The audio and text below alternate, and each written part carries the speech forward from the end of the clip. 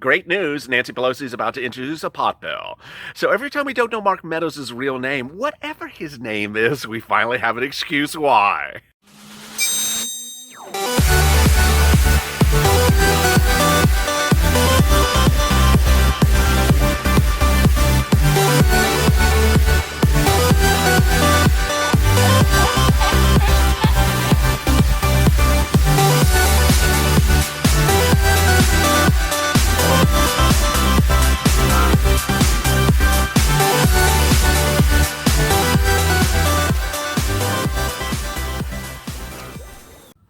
Good afternoon, everybody. This is LLA. Hope you're good and safe, and hope the haze over whatever you're doing is settling. But, Nancy Pelosi wants to make it a bill next week. Thanks for tuning in for Hazard Pay every day at 4 o'clock following check at 3:30. This is part of our 2-hour programming block here on LLA that starts with a check, then goes to Hazard Pay, then FPUC, and then finally rent, part of our 3.5-hour programming schedule every day here on LLA. Thank you so much for joining me at those every day to like and subscribe to this channel as we try to near 250,000 subscribers. Let's do it right now. Hazard Pay got 2 twists today, and the twists are quite fascinating. And so let me get to the incredible details. First, there's a real push, and certainly a push on social media, and I think you should be behind it, to really get Mitt Romney to step up his movement on Hazard Pay, because he himself singularly wrote the best Hazard Pay bill out there that anyone has ever seen. And it's incredibly good with the exception of the total dollar amount, but it's incredibly good because it orders businesses to give you Hazard Pay. And in a universe in which we sit here in September where no one's doing much of anything, and Mitt Romney has always been sort of that person on his own, moving to the beat of his own drum, this is certainly one thing you need to get behind if you want Hazard Pay. What is Hazard Pay? What are essential workers? How much money could you get? And why is this video so important to you as you enter the fall months? Hazard Pay is a term described as a bonus to people who work as essential workers during the pandemic.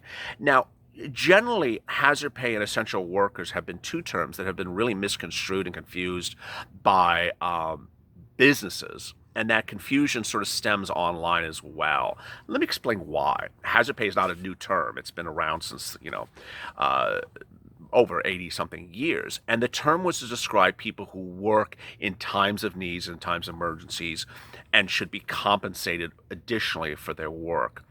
So hazard pay is perceived as a hourly rate that goes on top of your normal hourly rate.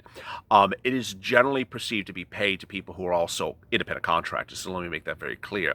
The manner in which it's calculated is just a little bit more complicated. Then there's the issue of essential workers. Who are the essential workers? Well, this is really, it depends on where you're talking about. If we're talking about city and state agencies, then their essential workers are their city employees or state employees. But if we're talking about a private business, we're talking about their employees or their independent contractors. And we're talking about legislation, we're talking about a lot of you. Who are generally essential workers? And what you need to understand is that while the HEROES Act from the Democrats defined essential workers, and I've done a lot of videos on that, the terms and the nature of who qualifies is very broadly construed.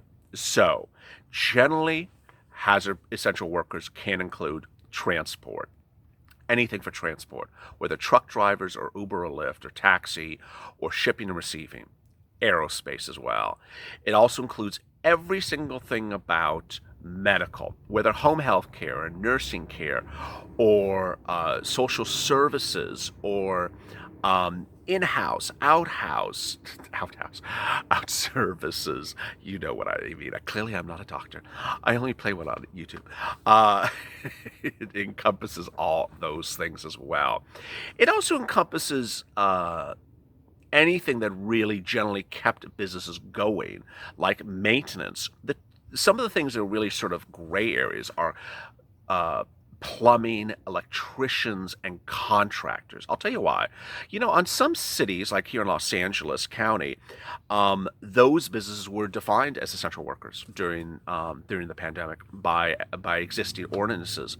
But when you looked at the HEROES Act, it absolutely did not. It's really not quite clear. But this is not the purpose of this video to say you are or you aren't. The purpose of this video is to really understand for you if you do qualify for hazard pay, and that you should be part of this discussion. You should be watching this video every day at 4 o'clock. Hazard pay would also include anyone working in grocery stores, which is really, really the most important group of people to get you hazard pay going forward. And I have that coming up right away. So with all that, and you think about that, would you qualify if you say, hey, yeah, I definitely am that type of person. I did that type of work. But I got fired, but I got laid off, but I don't work there anymore, or I had 2 of those jobs, or I'm just not sure. Here's what you need to know about hazard pay.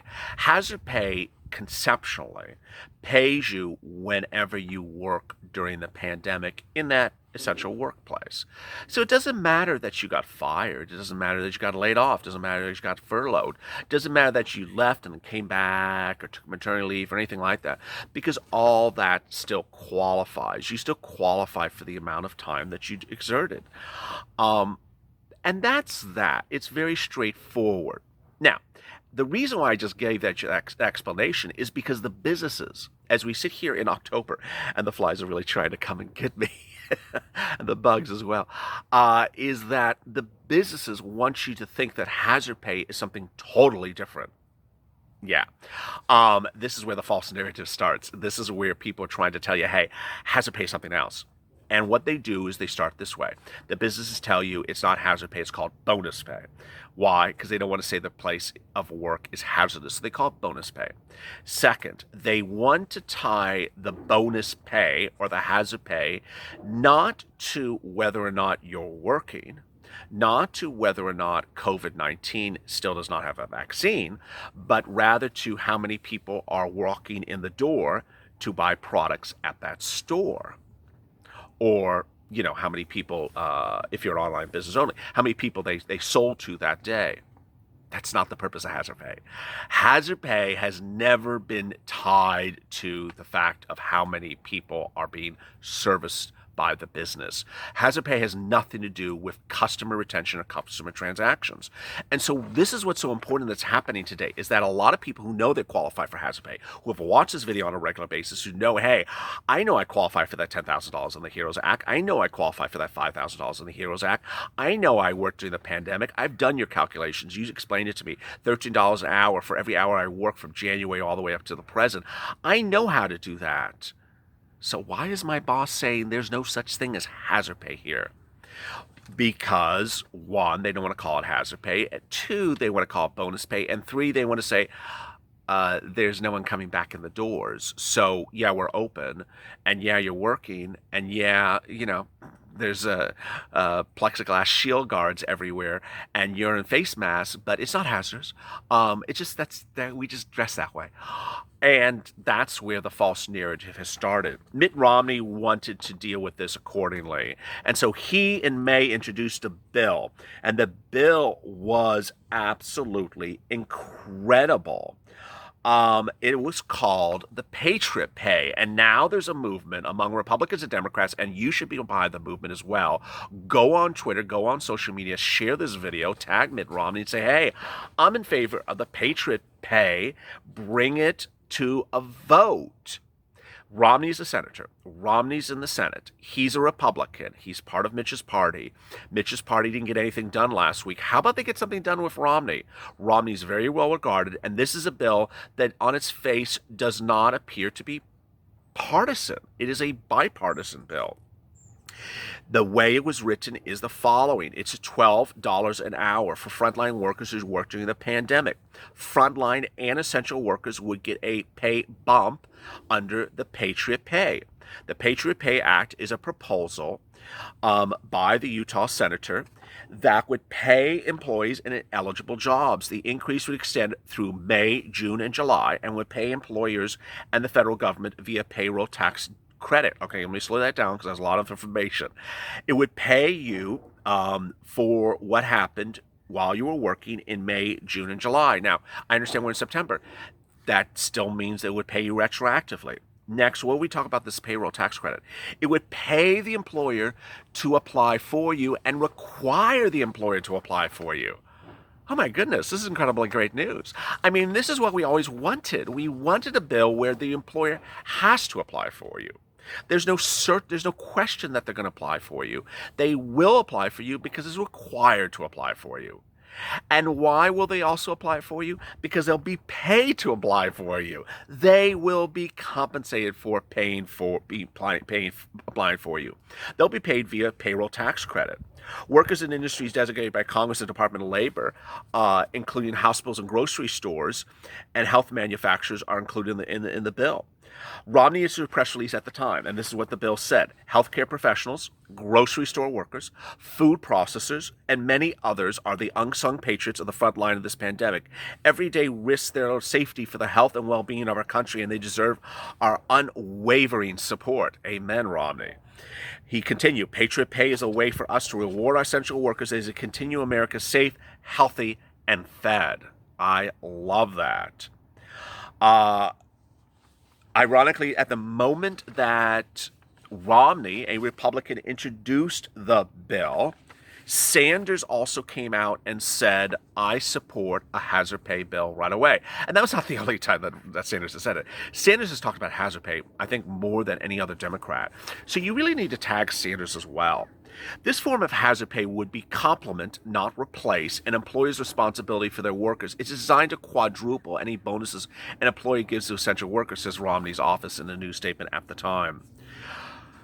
You know, the focus should really be hazard pay, and a new article, an opinion piece published today in the Philadelphia Inquirer, written by an incredibly well-spoken individual, says that, we can't keep on doing this. We need better. The person who wrote it was Brian String, president of UFCW Local 152. Who are they? If you've listened to the channel, you've heard me mention them before. They're a union that represents 13,500 workers in grocery stores and essential businesses servicing New Jersey, Pennsylvania, Delaware, and Maryland. It's important to understand when we talk about a local like that, these unions are really helpful because what they do is they bring the discussion to the front, especially when hazard pay, because they represent so many people. A lot of you work at a grocery store, but you may not be unionized. You may work in a pharmacy, but you may not be unionized. You may be a shipper or a handler or a security guard, but you may not be unionized. These people help you because ultimately they're pushing the same narrative, they're pushing the same discussion. And as COVID-19 continues to ravage our country, we represent 13,000 workers in supermarket, healthcare facilities, and manufacturing plants. And given the risks, our employers have not stepped up. The members of our union know firsthand the dangers that have not disappeared, yet many of the local grocery chains ended hazard pay for these workers as if the pandemic was suddenly over and their employers were no longer at risk. Amen. Some workers, especially those in healthcare, whose risk is potentially even greater, never received hazard pay at all. Awful. Awful. I mean, this is just exactly what I just said. It was stunning to see certain grocery chains raking in billions of dollars in profit and choosing to cut hazard pay. The discussion is not unique. We've been detailing on this channel, I've been detailing on this channel over the last couple days. Kroger, Whole Foods, I think it was Giant, and then another one have been all the subject of protests at multiple locations because they refuse to give another round of hazard pay. On top of this, our workers have worked harder during this crisis. Many of them have been lacking products.